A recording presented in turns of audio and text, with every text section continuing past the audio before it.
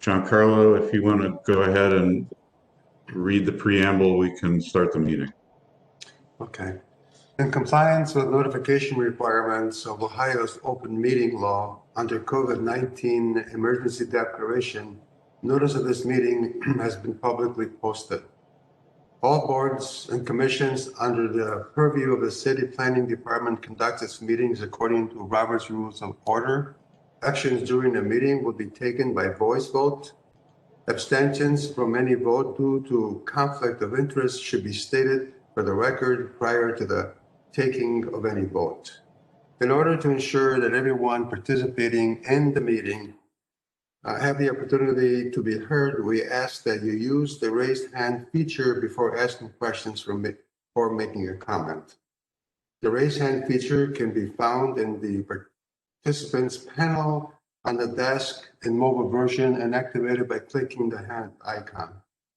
Please wait for the chair or facilitator to recognize you, and be sure to select unmute and announce yourself before you speak.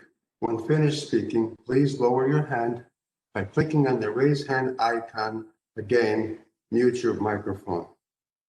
We will also be utilizing the chat feature to communicate with participants. The chat feature can be activated by clicking the chat button located on the bottom of the WebEx screen.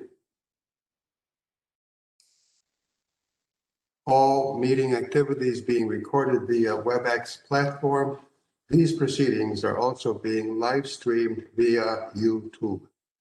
We have provided a link to the meeting for those who wish to speak on a particular case via our website and email.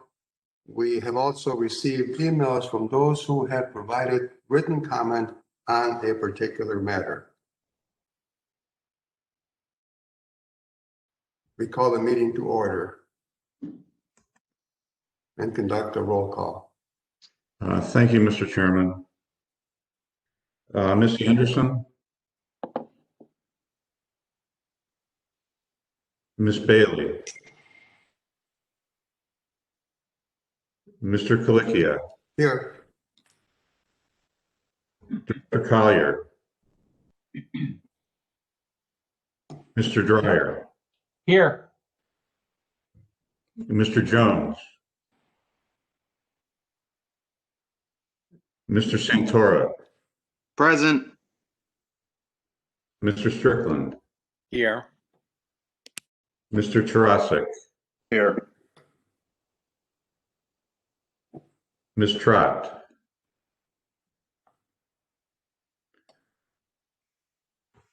Mr. Chairman, we are also joined today by staff member Carl Brunges, and we have a quorum. Very good. Our first case is case 20-070. Should we proceed with the first case then? Yes. Right. The warehouse. Yes. Yes. John Carlo, just a point of order. Yeah. I just want to point out that we have our first two items today are a certificate of appropriateness Okay. in the warehouse district. We also have to act on revisions to the design guidelines for the warehouse district. Both of those are related to the same case, but I think we should hear the certificate of appropriateness first, and then we can act on the guidelines. Okay, so we're proceeding with the warehouse historic district then. Correct. Very good. Who was conducting the presentation? Bob Bako with HSB Architects. Okay. Please go ahead.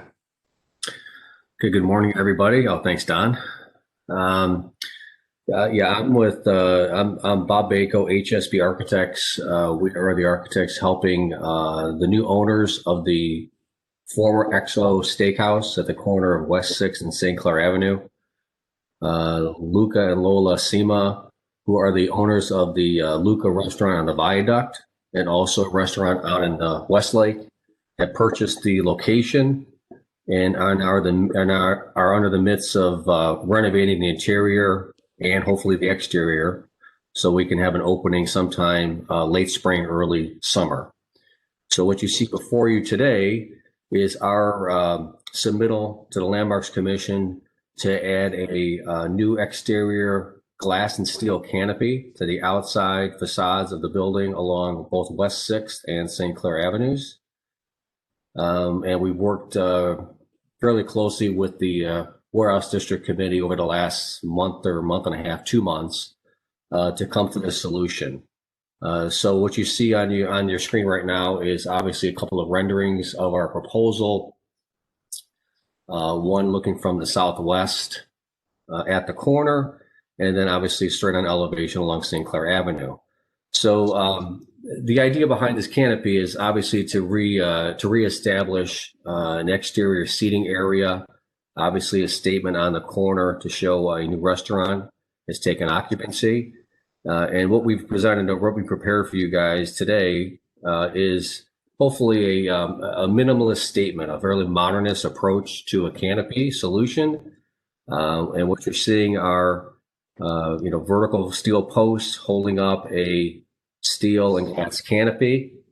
Also including in this presentation, which I'll get to, is the renovation of the corner element, where there's currently a that chamfered corner entry door with a Corinthian column on the corner. What we're going to be doing is opening up that corner by adding nano walls on both facades along St. Clair and West 6th Street. And so we're going to rebuild that whole storefront area. Lola and Luca are going to reorient the entry to the restaurant down the St. Clair side. If you're looking at that upper right elevation, it's the rightmost entry point of that storefront facade. And so what we're trying to do is capture that entire streetscape from St. Clair and then running along north on West 6th for outdoor dining. So the canopy would serve as a covering for those outdoor seating areas and also obviously to define that space. So on this first page, you see the renderings, a couple of photos of inspiration below that with this idea of, during, the appropriate summertime hours that they can open up this corner and activate that streetscape. And then Don, if you want to, do I have control of this or do you? I'm controlling this. Maurice Rowlands, I'm the host. Oh, Maurice, sorry. I didn't realize it was you. I didn't see host. Yeah, so can you pop to the next page? Some photographs of the existing conditions. The upper left one was prior to the canopies being removed, those existing canvas awning canopies. And then the rest of the photos are taken recently where we've extricated those from the building. You can see Panzica's sign there. They're actually working on the interior. And so there's just a host of shots along that both streetscapes, including the corners where we're talking about on the middle upper photo shows that corner. And then on the upper right, specifically those two large glass panes that you see with the triple transom above it, that would be a typical area that we're going to be pulling those out and putting a new nano wall folding door system in that place, replicating as close as we can to the existing storefront, which you'll see in a minute. Additional photos below along West 6th, along St. Clair. The bottom photos, the leftmost photo, the St. Clair storefront, is the existing condition. That door, along with the door to the right, and the rightmost photo, which is the new entry door, those are going to be replaced because the floor on the interior of the building is going to be lowered on those two bays about 16 or 17 inches so that the entire floor of the restaurant is on one elevation. So in addition to the canopy, we're looking to replace, not just those two doors, but all the doors. So along West 6 as well, with new aluminum frame doors to match the existing doors as far as the glass configuration and the stiles and the rails. You can pop to the next one. Plans and elevations of the proposal.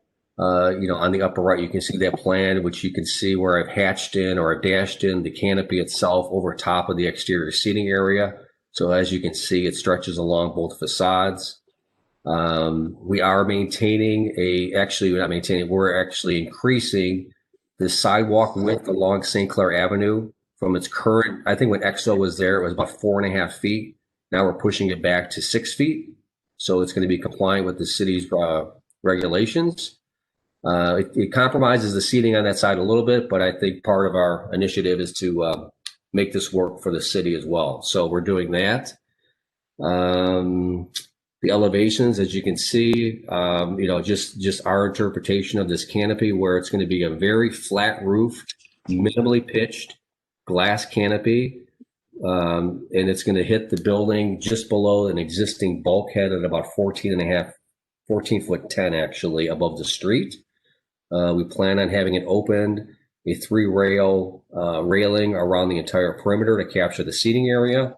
And then we're going to be hanging some light fixtures, some stem mounted pendants.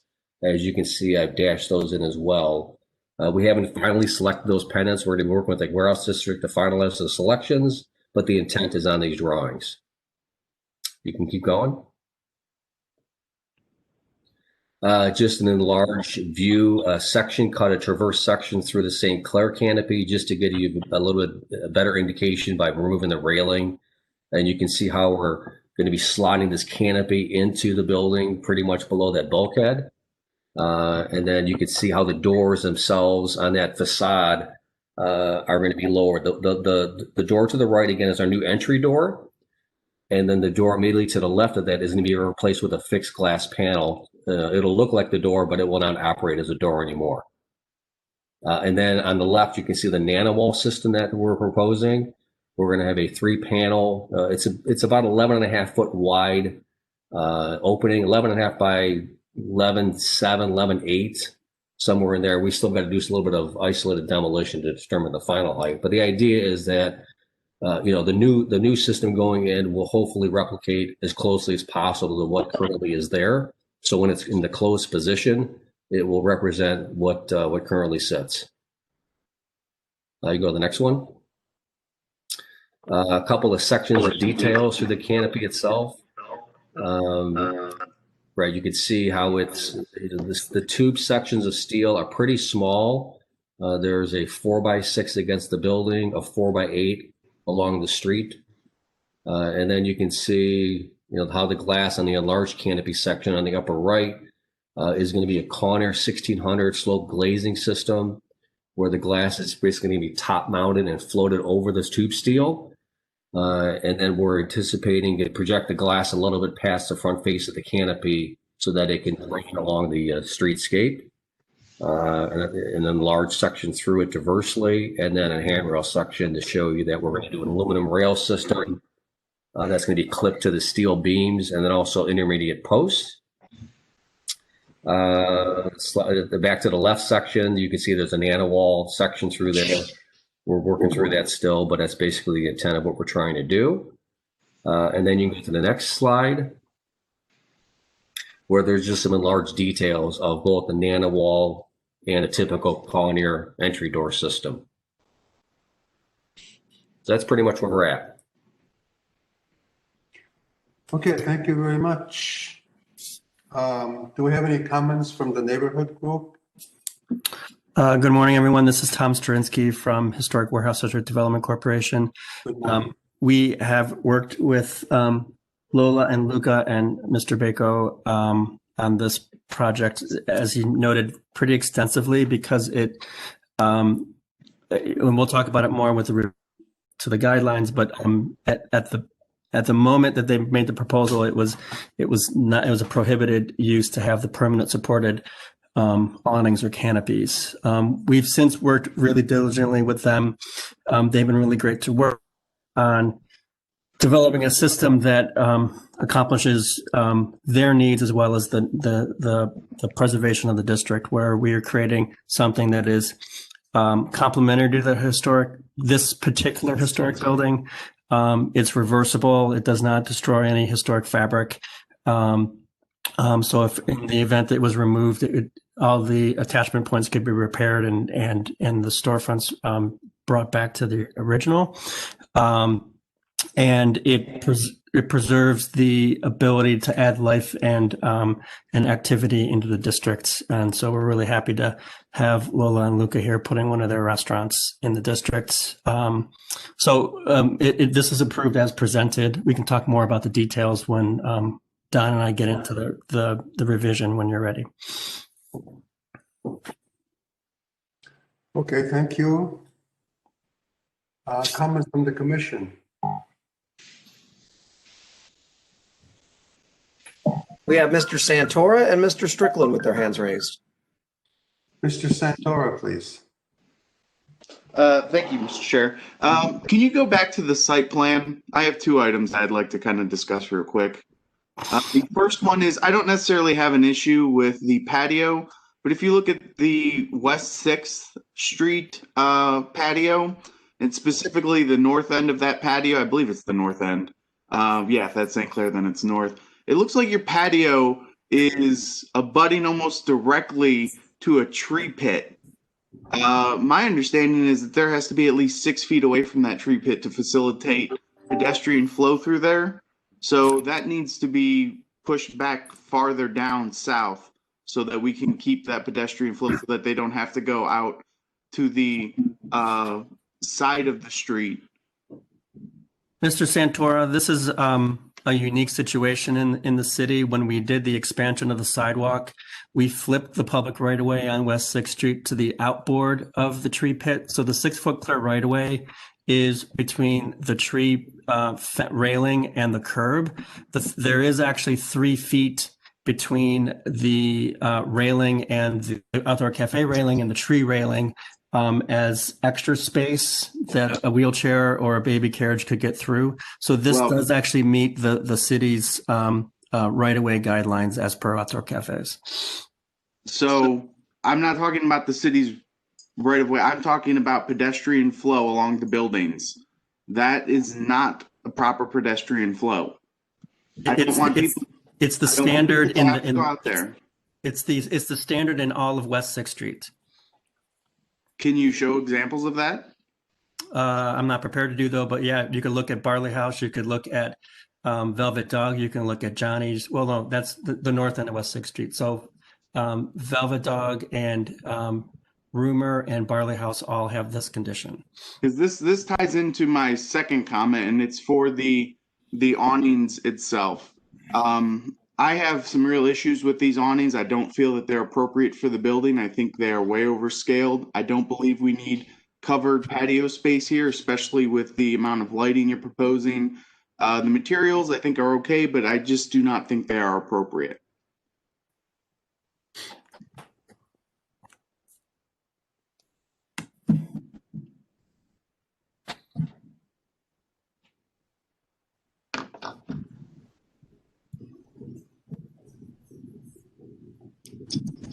Mr. Chairman, this is Bob Strickland. Is it my turn? Yes, sir. All right. I've got a question. That's the treatment of water coming off the canopy. I wondered if there's a gutter system and if there's a downspout system, how that would be incorporated into the canopies. I also would like to know if it's a steel structure, what is the finish that's proposed and how durable is that finish? And the third question I have, attachment of those columns to the sidewalk. How is that accomplished? Is there a concrete base or just exactly how are those posts attached to the sidewalk? There is no gutter system. The water is going to shed off the front face of the canopy and drip. So if it's raining, everything's going to get wet at the same time.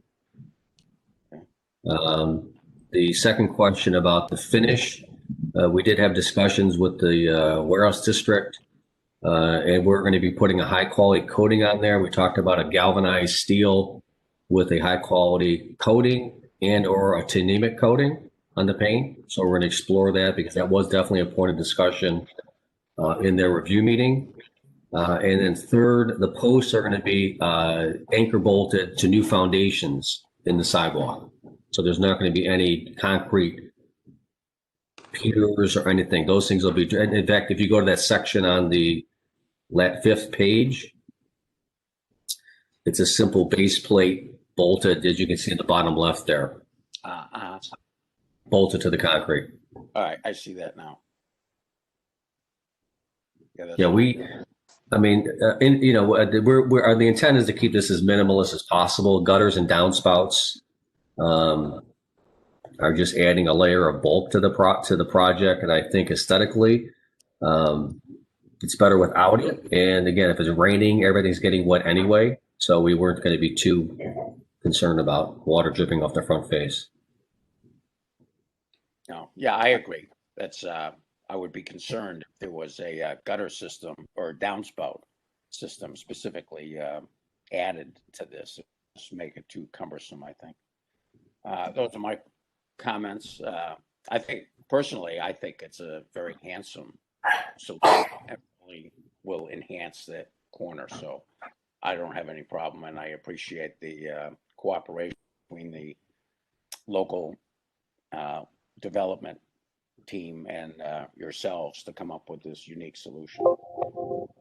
Thank you, Mr. Strickland. To go back for a second to the comments made by Mr. Sanborn regarding the canopy, you were saying that you feel the canopy too large, too wide. Is that my understanding? I'm sorry, I lost you. Mr. Santoro's comments regarding the canopy with being too large, too wide. Yeah. Yeah. Were you looking for clarification for me on my comment? Like more in depth? So when I'm looking at this, I'm looking at it from the standpoint of how it relates to the building and the buildings around it. You know, I'm looking now because I wanted to see down the street view, and there are no covered canopies that extend the entirety of the patio system. When we look at it in conjunction with this building, the extension of it is very large. It comes off the building, it protrudes very far, and then the mounting system for the columns and the structural supports for it, frankly, to me, detract from the ground floor facade and the breakup of those columns. Now, those inbound columns, especially the ones at the corner, the Corinthian columns that were existing, are lost because you have established a secondary facade that's outboard of that now takes away from the actual facade and character of the building.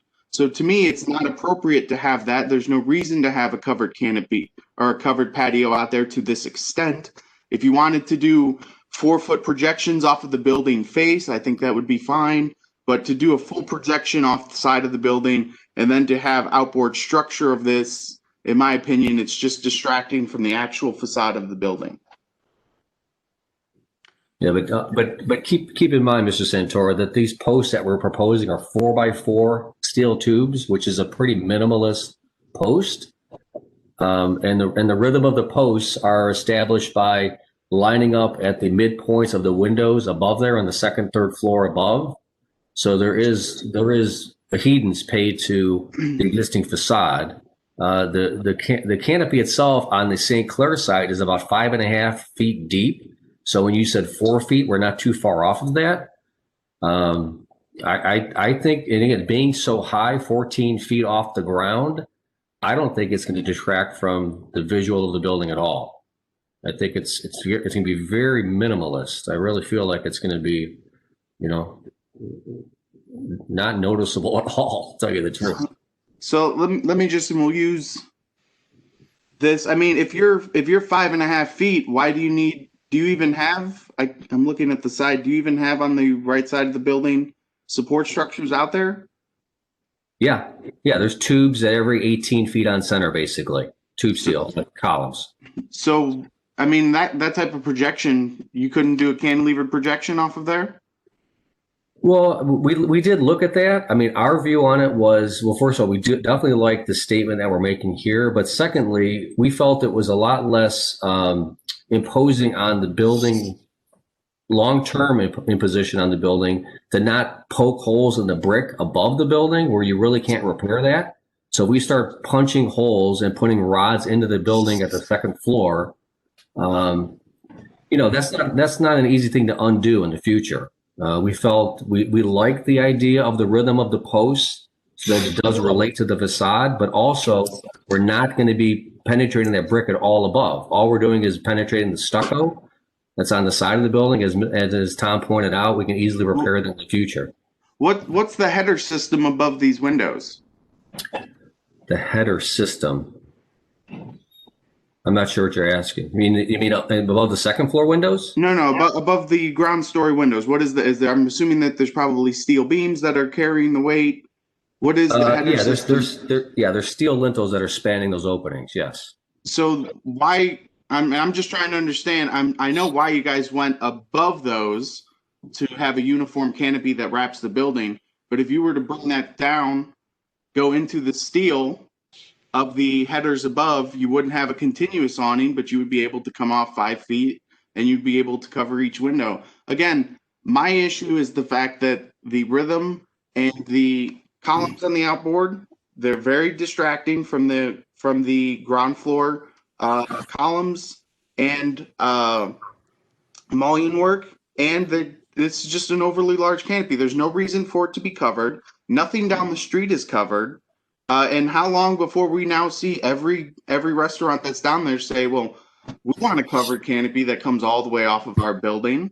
And I just think that this is not appropriate for the building, and then it will also set a very bad precedent. So that's just my thoughts, and everybody has their own thoughts about it, and that's why we have this board, so that we can discuss it. But that's just my 2 cents on it.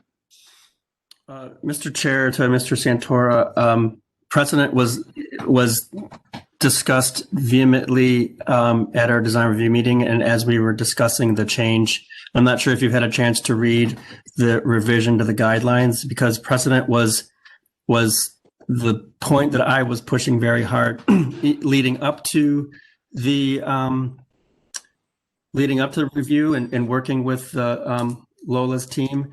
And during the revision process, because there are some buildings in this district that it is completely and utterly irresponsible and inappropriate to put this type of canopy on it.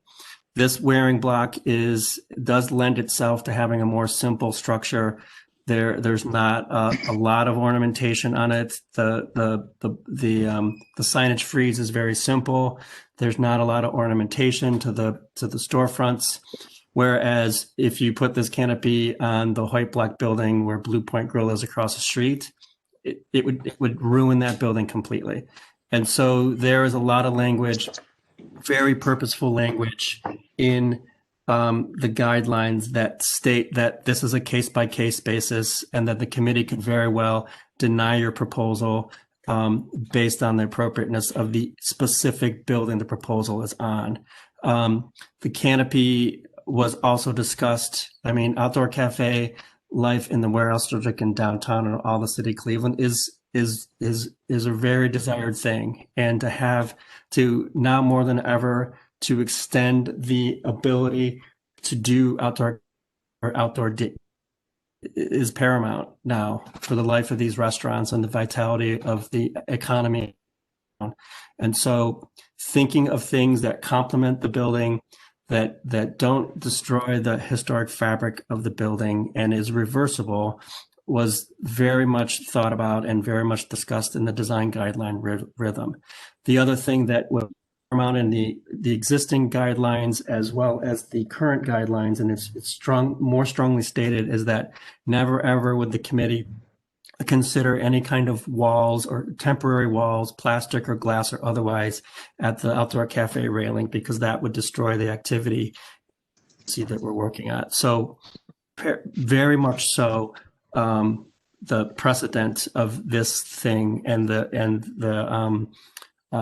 this type of application and intervention was discussed, and we feel confident that the way the guidelines are worded protects us from a precedent of saying, I did it over there, so you have to let me do it, because there is a wide variety of eras of buildings in the warehouse district from the mid 1800s to the 1920s. And so sometimes it's going to be appropriate and sometimes it's going to be a conversation. Okay. Well, thank you for that explanation. And I do want to say that you are right that the down the street that the patios do extend down there. So my apologies on that. You know, and to the owners, I would like to know, in the winter, will you be installing any type of removable walls from these systems to make it an outdoor all year round seating area? No, absolutely not. It'll only be used on nice days. Okay. Right. Thank you very much. My comments are that the patio itself is already extending into the public space.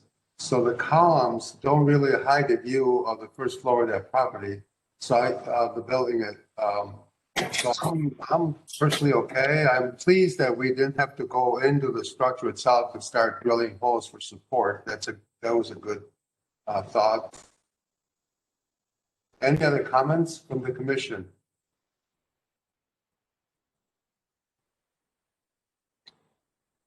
Okay, are we ready for a vote?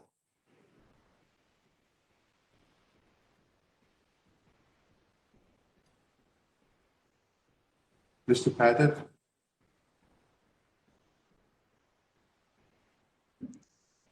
Hello? Yes, Mr. Chairman, I think we're ready for a vote. We need a motion. I would just like to point out the staff's perspective on this. We support the proposal. I had serious reservations about it in the beginning. I do think the design is improved. It's a lot less intrusive to the building and to the streetscape. And I also have a much better level of comfort based on the way the revised guidelines have been crafted. So, you know, and I would just echo what Mr. Sterinsky said. All of these in the future will be viewed on a case-by-case basis in the light of the merits and the significance of the building they're attached to. So I think we have a good process in place moving forward, and I support the proposal. Well, I agree with those comments. Is someone?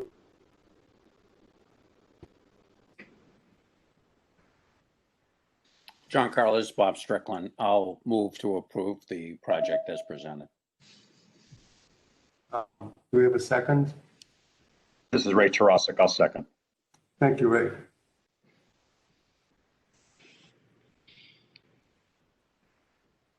Donald, please vote.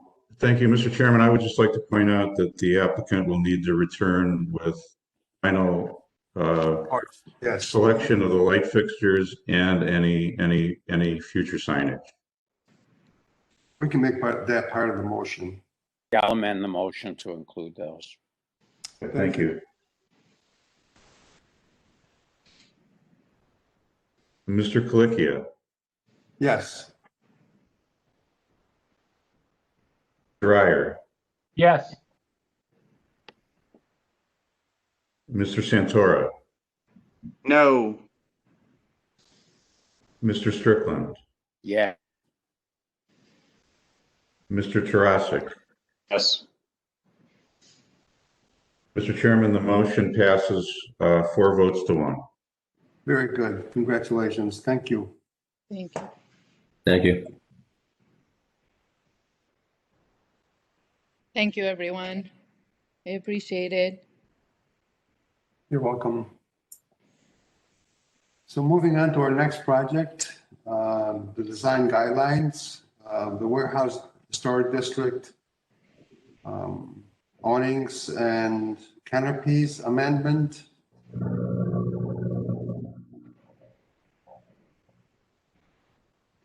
Are we ready for the presentation? This is Tom Sterinsky from the Warehouse District Design Review, or Historic Downtown Cleveland Design Review. As we discussed in the previous application, we amended the guidelines for awnings and canopies to reflect this type of installation and to to allow it very much so on a case-by-case basis. When the West 6th Street was widened in 2014, I believe, we were starting to get very many of these kind of larger permanent coverings, and out of fear of having this be an issue in terms of covering historic features and ruining the historic dynamic of the district, we set a standard to prohibit permanently supported awnings. That, you know, at the time, some of the proposals were actually also proposing the ability to close them off with walls. When this proposal came in, they were persistent that this was going to add to the dynamic of this corner, and they wanted to work through this, and so I worked with them for a good month or so on that, and worked with several of my committee members to kind of work through how this could be something that would be allowable to add to the length of time somebody could eat outside. I actually also spoke with a couple of restaurateurs in the district about this. I mean, actually, one of the restaurateurs was one of the ones that actually proposed way back in 2014 that was denied. So we were just very, very, like I stated before, very proactive in setting guidelines that were very much on a case-by-case basis, given, like I said before, the diversity of eras of building types in this district, and setting guidelines that prohibited any kind of glass or any kind of enclosure, but allowing appropriately scaled, simple structures that did not visually hide or penetrate any kind of historic fabric. So I'll take any questions if anybody has any thoughts on it. But this has been vetted through my committee and approved my committee prior to approving the Luca proposal. So these before this Luca proposal. Yeah, I mean, obviously they were probably developed in concert with it, and as a result of that, we reviewed the Luca proposal twice. Once conceptually, because they didn't want to go into details and drawings if we were going to disapprove it just conceptually. So within that conversation and the things that the committee brought up and the things that were discussed, we drafted the guidelines based on that. So when we did the formal approval to recommend to this body approval, we approved the drafted guidelines at that point. Okay, thank you. Any comments from the commission?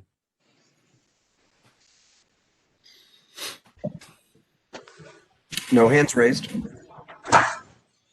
Very good. Well, so this is rather informative, right? So we don't really have to take any action.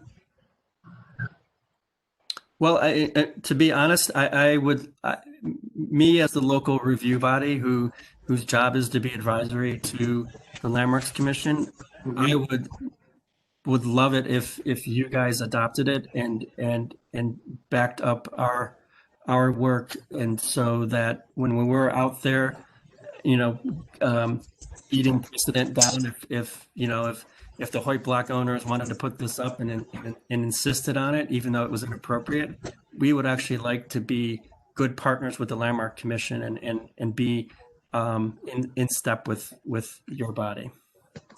Well, I think we would welcome that as well, but I think it's very important that we keep in mind future, it will still be a one-by-one reflection and future projects, that this will not be a general rule that applies to everything that happens in the future. Mr. Chairman, we have Donald Pettit with his hand raised. Mr. Pettit, please. Thank you, Mr. Chairman. I do think it's appropriate for us to take action on the revised guidelines today. I don't remember when, but once upon a time, we approved the original streetscape guidelines for the warehouse district Right. And I think it's important for us to be consistent in any changes to those guidelines. I also think it's, based on Tom's comments, I think it's important to note that we're not just trying to avoid precedent here. The guidelines have been revised to reflect that whatever we approve here is appropriate to the individual buildings and to the district as a whole. So I do think it's an attempt to apply a comprehensive approach to a new element that we're allowing in the district. But I do think it's appropriate for us to take action today. Action. Mr. Chairman, Go ahead. we have Mr. Dryer with his hand raised. Mr. Dryer, please. I need to get some. Haven't seen or read anything about the guidelines or about the guidelines. And I mean, is it simply that we're doing everything on a case by case basis? I thought we already did that. So I'm not sure what we would be asking. What are we being asked to approve? Mr. Chair, to Mr. Dryer, the guidelines that I'm assuming Mr. Pettit put before you is this new language that is the guidance of an applicant on what if they were going to propose such a canopy or awning, what they would need to consider as they were designing it, whether it's the simplicity, the transparency, the avoiding the visibility of historic features, whether it was altering or damaging historic features, the reversibility of such a structure. It's those types of issues that are laid out in the new language. I will note that there are existing guidelines in the warehouse district. They're rather old, and one of the things that this came up, my committee talked about that we'll probably start thinking about in January is looking at the guidelines as a whole, because my committee is the historic downtown committee, so it looks at all the local landmark districts in the downtown warehouse district and East 4th Street and several local landmarks. And so we were going to update the guidelines as a more full update of the entire document. But this is just this specific issue, though. Mr. Chairman, we have Mr. Santora and Mr. Pettit again. Mr. Santora, please. Yes, thank you. Is the revised language in the presentation so that we can see it and review it? This is all I have in the presentation. Mr. Pettit, did you share the revised guidelines in their packet? Yeah. Yes, they should be part of the presentation. Maurice, if you can move to, I think it's page 3, which is the revision. Page 3 is the start of I think you passed it, Maurice. Yeah, go back. Yep. Well, you're going too fast, Maurice. It should include the existing language as well as the revisions. So go one more. Tom, can you walk us through and tell us which parts were modified? Yeah. Okay. So this is the proposed language. Most of the modification, this whole section on awnings is pretty much the same. It gets into the specifics on where it says canopies. The first bullet is just about entrance canopies that go to the curb. The second bullet on this page is awnings and or canopy structures that require permanent supports. And this is where you're getting into the strictly case-by-case basis. The permanent structure has a potential to obscure character-defining features such as storefront windows, transoms, and piers. proposal of this type and scale should be given careful consideration to architectural details and specific building, the specific building, including the following. The style should complement but clearly be modern, as per Secretary Interior standards. Differentiate itself aesthetically from the historic elements. Do not replicate the style of the building and the awning and canopy. So, like if HSB was proposing like Victorian details on the post, we would have said no, because that's creating false history. The awning must not cover or destroy historic details. Can you go to the next page, please, Maurice?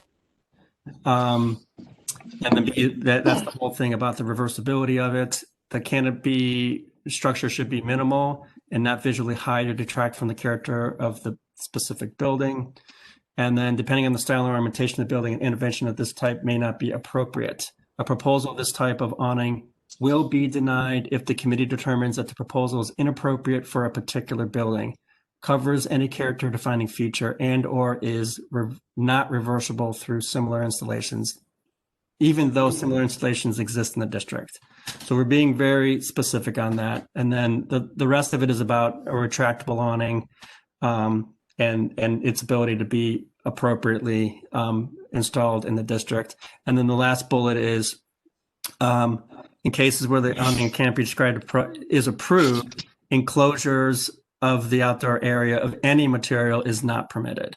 And so you're getting into this thing. So I'm just showing you specifically where this stuff is enhanced or added to the guideline. Mr. Chairman, we have Don Pettit and now Mr. Strickland. Mr. Pettit, please. Thank you. I just wanted to address Mr. Dreyer's question. Our code, per our code, we follow the Secretary of the Interior standards for rehabilitation. I think these guidelines are consistent with the Secretary of the Interior standards. We always review everything on a case-by-case basis. In certain of our historic districts, we have established guidelines for specific issues. In the warehouse district, streetscape amenities and treatments have always been an issue, and we have established guidelines there to give the commission further guidance. So I don't think this is a departure from our past procedures. I just think this helps enhance one element of the public realm that I think we just want to make sure we have clarification on. When you say clarification, what do you, from who? And I'm sorry, could you repeat the question? when you say clarification, what do you mean by that, and who should that clarification come from? Or where should it come from? Well, I think it should come from the Design Review Committee. I think they are a committee of the Landmarks Commission. I think that this clarification should come from ourselves. This will become our document to guide us through the future and these particular amendments. So I think that's why I think it's appropriate for us to take action to endorse the revisions and allow us to have a document that guides us in the future. That's all. Okay, thank you very much. Going back for a minute to the Luca project, some of these new conditions were applied for the Luca restaurant project, right? That we discussed? That's correct. Okay. So the comments were made regarding that from Mr. Santora and his rejection of that project are reflections on this new guideline system, right? I would say some of the comments that Mr. Santora raised were items that I discussed informally with the applicants. If you saw some of the drawings of Right. the original things and the version with the tiebacks to the brick, you would be laughing me out of this meeting. No offense to Mr. Bako, who's still on the call. And yeah, I think we very much talked about this type of stuff from the scale of it, from the complementariness to the historic building. All those things were discussed. Well, I do believe that even in historic districts, changes are always necessary, provided they don't violate, pre-existing codes and pre-existing views and on the integrity of the historical districts. So I'm not seeing any issues with this at this point, but any other comments from the commission?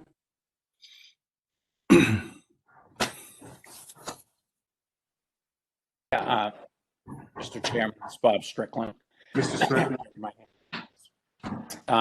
Tom, thanks for providing that review of the changes to the guidelines. That's very helpful. One thing I didn't hear in your review of the changes was a restriction to the application of this new guideline to areas where the sidewalks are wide enough to accommodate a permanent canopy.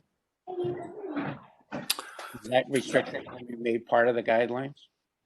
That's an interesting thought. I mean, my first reaction to it, and maybe I have to think about it more, but anywhere where there's an outdoor cafe, I mean, because the canopy structure cannot go outside the outdoor cafe railing, this would never impinge on the public right of way because the railing has to abide by the 6 foot clear right of way requirements. So maybe I'm misunderstanding your question, Mr. Strickland, but I feel like that wouldn't be an issue from a right-of-way standpoint. The only thing that if it was a smaller cafe and the structure overpowered it and hit historic features, it would be a reason to deny it. But if they were able to develop an elegant structure that worked with a smaller cafe, then we could figure that out. Mr. Chairman, we have Mr. Santora after Mr. Strickland. Just want to make sure that the guidelines are clear. Yeah. Have the sidewalks been widened throughout the entire warehouse district? No, Mr. Strickland, only on West 6th Street is where they've been widened. And there's an outdoor cafe pretty much on every street in the district where that follows the city's code for clear right of way. So, I mean, you have Mallorca and Cosentino's and, Johnny's and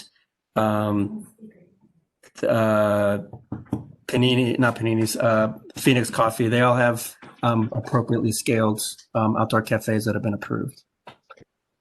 So I just think if you're revising the guidelines, I'd feel more comfortable if you included specific language that the structure can't impede in the public right of way. I think that could work because I could just work in language that says it must, remain within the bounds of the outdoor cafe area or something like that. That would be easy to include. Yeah, to be perfectly clear. Yeah, that would work. But just to add a comment, the actual public right-of-way on the sidewalk will never be disrupted, right? Correct. It couldn't be because it's a city code. Yeah, definitely. Well, we have a condition. I'm making a comment. We have a condition in Tremont in front of Fahrenheit where the canopy is actually intruded onto the sidewalk and a sidewalk extension had to be made to go around it. Is that something that's happened in the historic district anywhere? Say that again, Mr. Caliglia.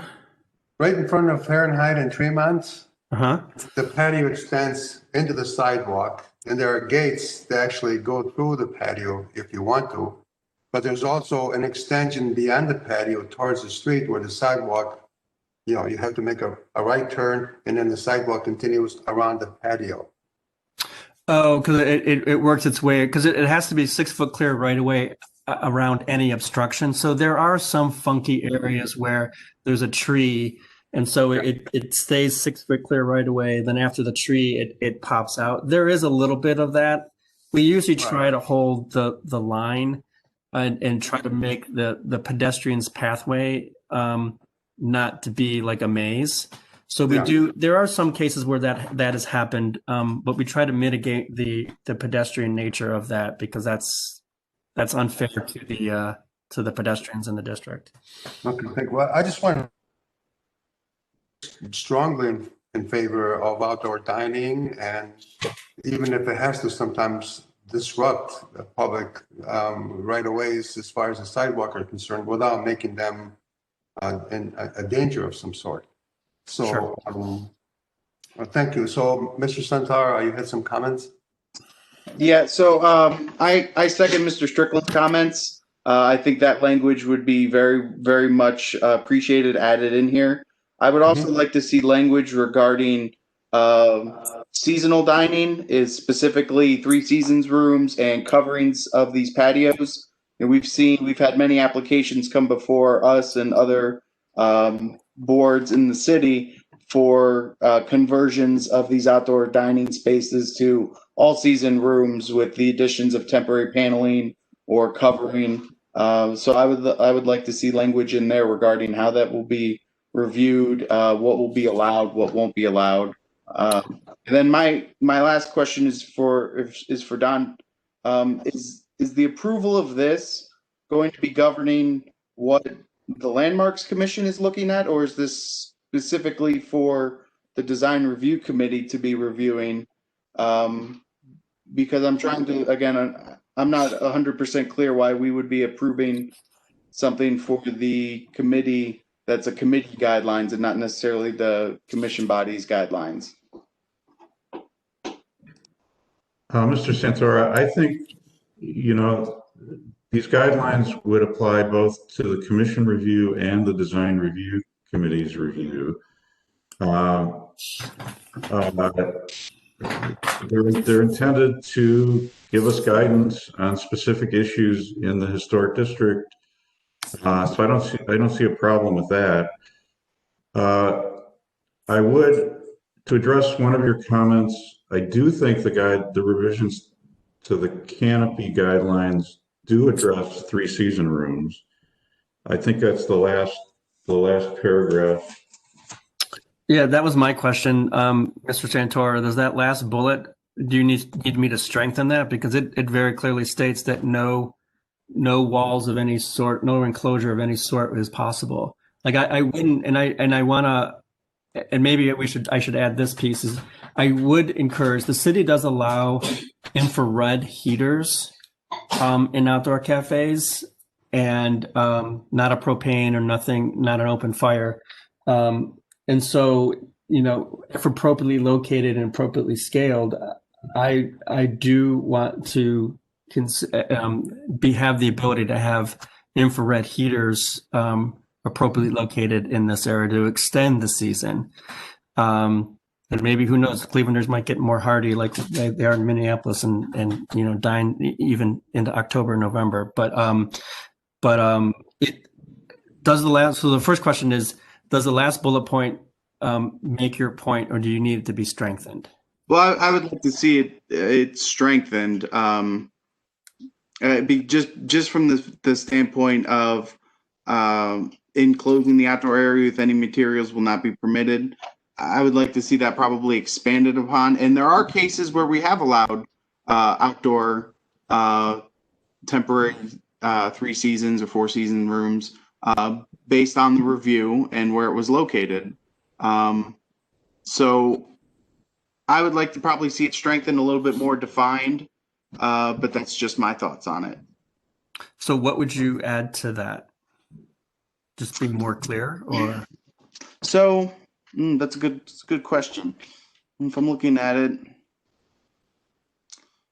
closing the door with any materials will not be permitted. You put me on the spot with that one. We could talk about it offline. I don't want to waste everybody's time on Christmas Eve.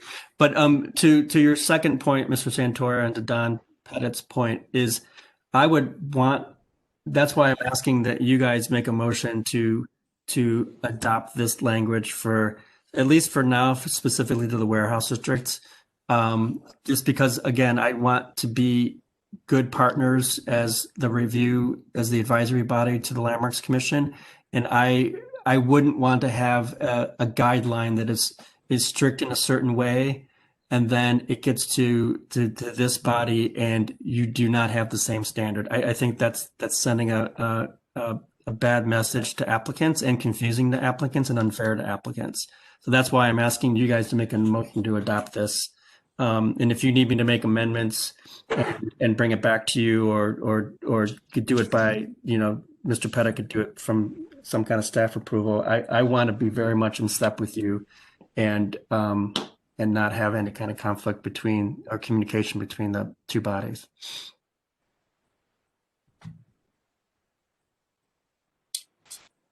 Okay, we have no more hands raised.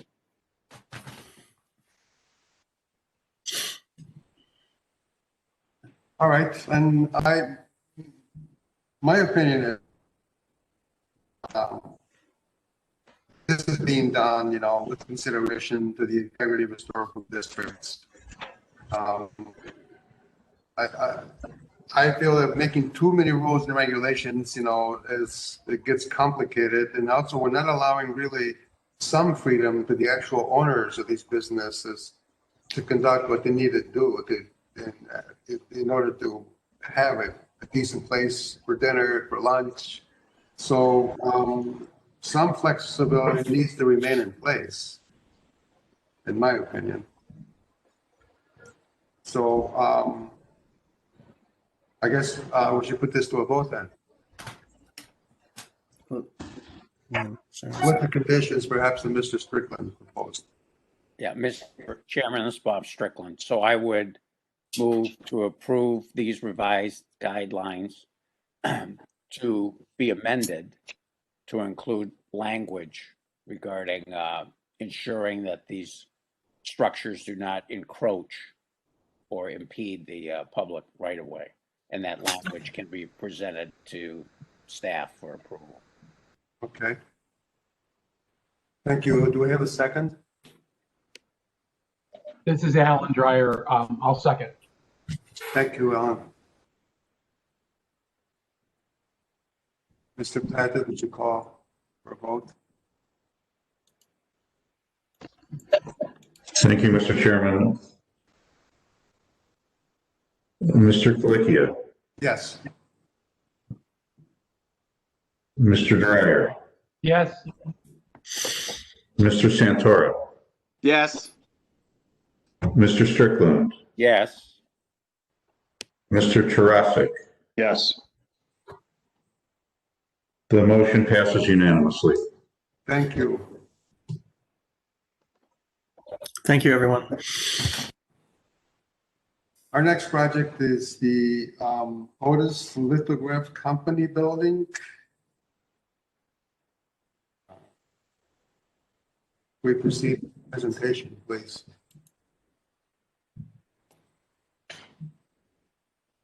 Who is presenting for this project?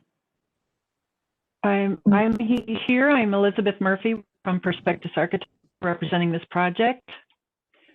There are two other people here with me, Justin representing the developer and Olivia Zepp from my office. So if there's some, glitch in the computers, then we have people who can answer questions for you. We are discussing the Otis Lith building. It was built in 1911 on the corner. It's on the corner of East 30th, not quite to the corner of East 30th and Payne. What you can see in this slide is an aerial view showing the buildings and the 4 additions. The first years after it was built, so that would have been 1913 that the first edition was on. The other ones are all from the 70s, the metal buildings. metal building additions. So the building is actually, the face of the building is actually on East 30th Street. And we are nominating this building under the earliest, let's see, excuse me. This State Historic Preservation Office has determined that the Otis Lithograph Company building is eligible for listing on the national. So that is one of your criteria for listing as a Cleveland landmark. We also consider that this should be nominated under as a historic property that exemplifies culture, economy, social and historic heritage of the city of Cleveland. The building was built by Otis Lithograph Company in 1911 and was subsequently owned by Morgan Lithograph Company beginning in 1926. The building, Otis Lithograph built the building, and Morgan Lithograph, who was a nationally known company who had been printing posters, basically, you know, entertainment posters since about 1850, took over Otis and continued in that property until about 1936. Can you move to the next slide? This is just an existing layout to give you kind of an idea of what's in the building right now. And the two spaces above, space A and B, are both metal buildings, as I said before, built in the 70s. These are not showing you anything that is proposed at this point. This is just showing you what is in the existing building. Next slide, please. So we're showing here the 1881 Hopkins map that shows there's a street called Sterling Street, and the property at this point had not been occupied. And the next slide shows you the 1911 Sanborn Map, and it shows you that the building is there at this point, and the streets have been established in the city. This Sanborn Map even shows you that it's called out as the Otis Lithograph Company.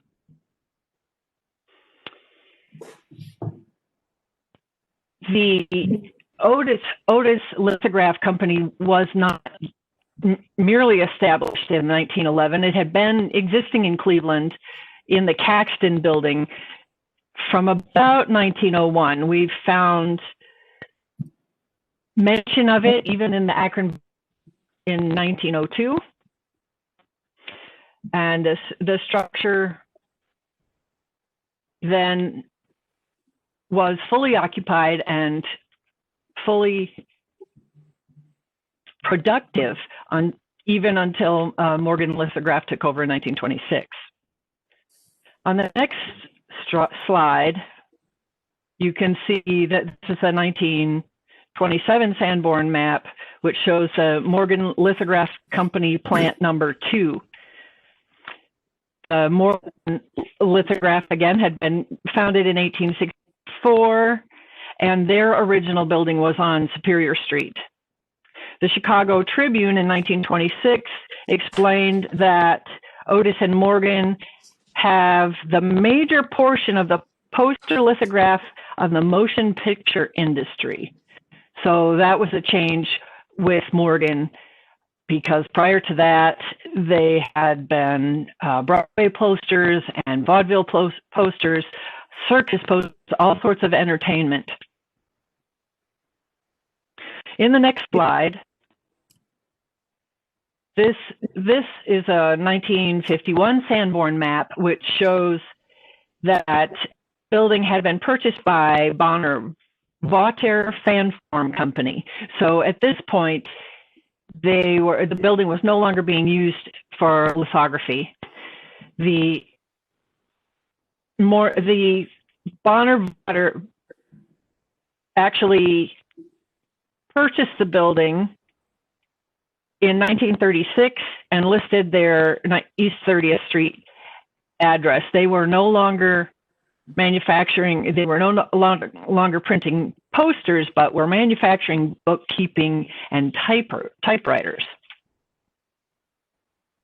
Klein News bought the building in 1957. They were a wholesaler of news and magazines and actually paperbacks. They had quite a distribution throughout Northeast Ohio, and the Midwest. And then Klein moved out of this building in 1974. So in slide 9, the next slide, this is the west elevation. This is a 2020 version of the west elevation of the building. You can see that it's very much intact. That would be Payne Avenue to the left, and we are on 30th Street. In the next slide, you see details of the west and east elevations. You can see that the building actually is in quite good condition as well. In the next slide, you see a detail of the east elevation.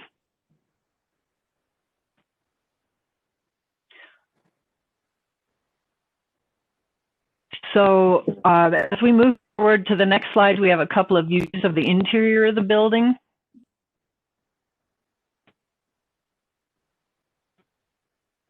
You can see that a lot of the partitions do not go all the way up. They're just built within the space.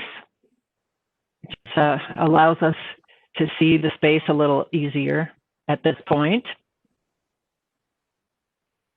And in the next slide,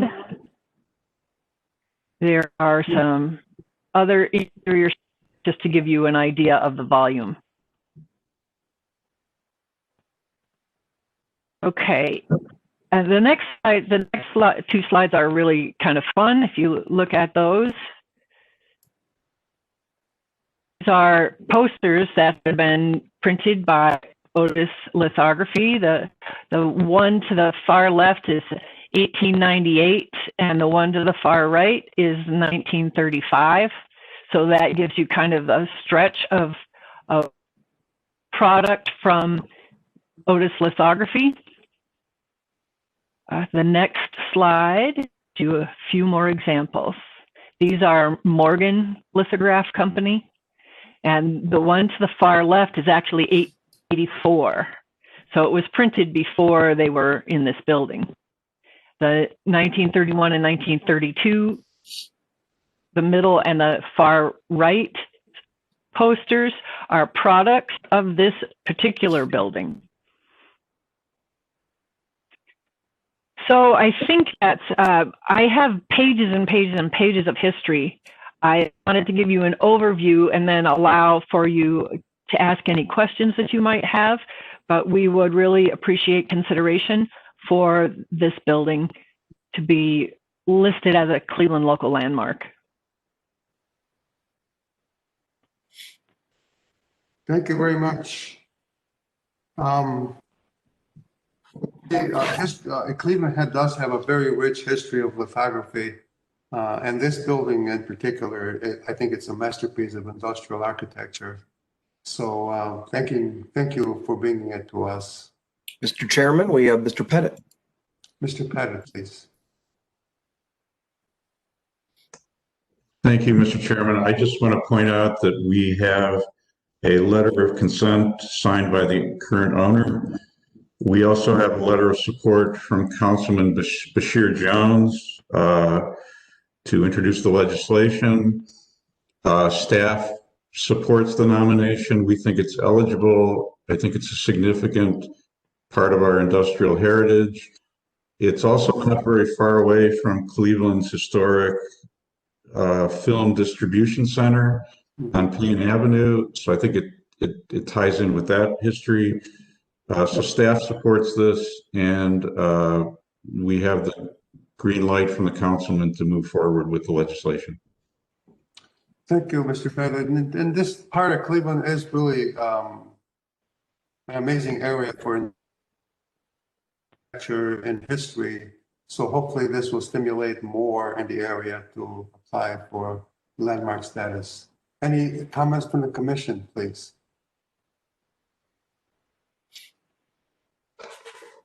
We have no other hands raised?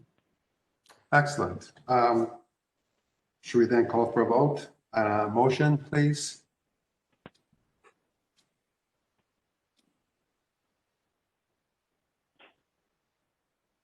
Mr. Strickland, would you like to make a motion? This is Anthony. I'll go ahead and make a motion.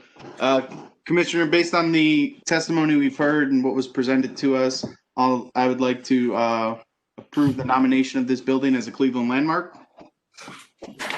Thank you, Mr. Santara. Do we have a second? Yeah, this is Bob Strickland. I'll second Thank you. to advance the nomination.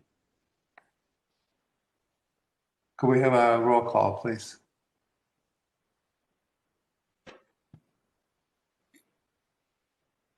Mr. Dreyer, Yes. Mr. Santora, Yes. Mr. Strickland, Yes. Mr. Tarasik, Yes. Mr. Kalikia. The motion passes unanimously. Thank you. Excellent, thank you. Thank you very much. You're quite welcome. Any other business at this point? We have no other business, Mr. Chairman. I just want to thank you all for agreeing to meet on Christmas Eve. And I just want to wish you all happy holidays and a happy new year. Thank you very much, and same to you and all of you. And again, I thank you also for doing this on Christmas Eve, and Merry Christmas to all and happy holidays.